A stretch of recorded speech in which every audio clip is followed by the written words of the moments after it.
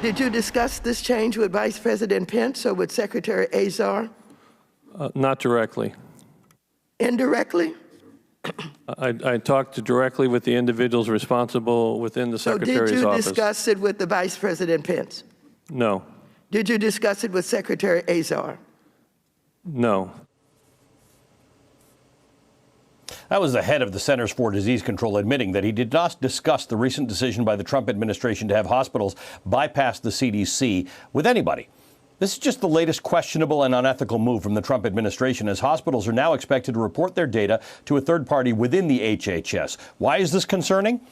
Because the CDC is supposed to be an apolitical body and for decades has been the primary data collection source. The CDC's data allows us to react to a pandemic, to know how many hospital beds are needed, where more resources need to be allocated.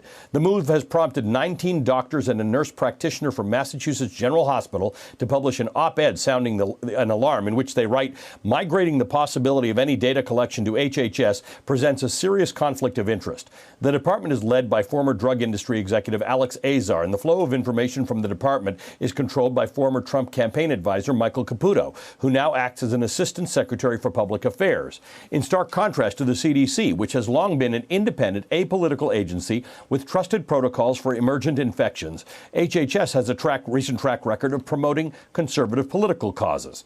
With me now to discuss is former Secretary of Veterans Affairs and former president and CEO of the Beth Israel Medical Center and the former president of the Morristown Medical Center, David Shulkin. Secretary, good to see you. Thank you for being with us. This is alarming on a whole other level, and that is that public health data is used by experts, by people who run hospitals like you, by academics to develop policy. The idea is let's have somebody collect it and put it out there. We do this with a lot of our other government numbers, including our economic numbers. The idea is that people should be able to study it and see it for themselves. This smells a little like control of information for political purposes. I think it's exactly that, Ali.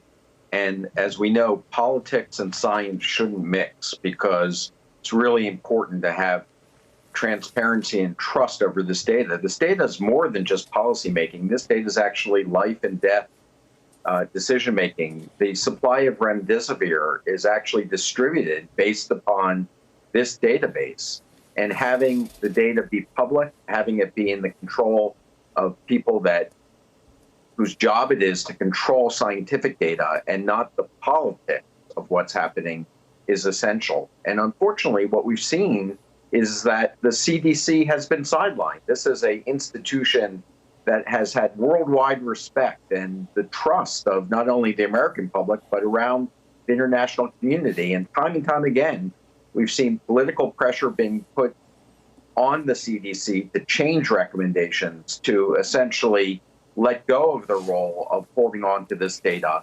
And they're not speaking up. They're not saying that that's inappropriate. And so, unfortunately, that's enabling what we're seeing, the politicization of this data in a time of a pandemic when we've lost over 150,000 lives, Ali. And it's really concerning because this data needs to remain in a place where people can trust it.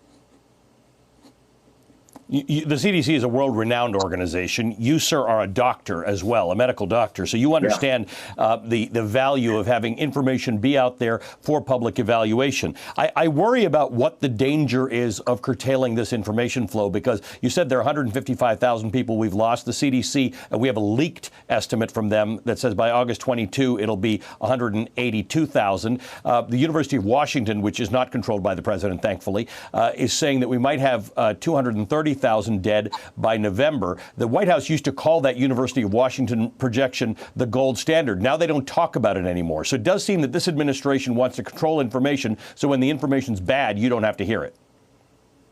Yeah, look, the primary role of government is to protect its citizens, and we have to remember that. And we're in a pandemic right now where we don't know exactly what the direction is going to happen. And these projections are scary, but I think we have to take them seriously. But projections are based upon the underlying data, and the underlying data needs to be sound. It needs to be controlled by agencies that are apolitical. And we need leaders of those agencies to stand on their principles and to speak up. And for Dr. Redfield not to know what was happening and not to speak up and to protect his agency, I think is a serious concern because we need the CDC now more than ever.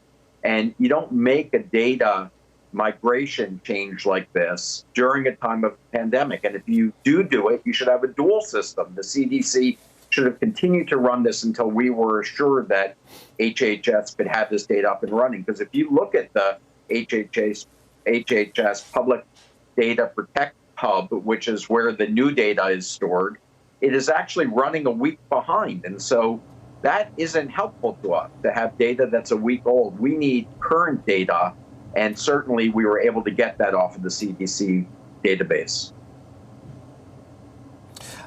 Secretary Shulkin, good to see you again. As always, David Shulkin is the former Secretary of Veteran Affairs and the author of It Shouldn't Be This Hard to Serve Your Country.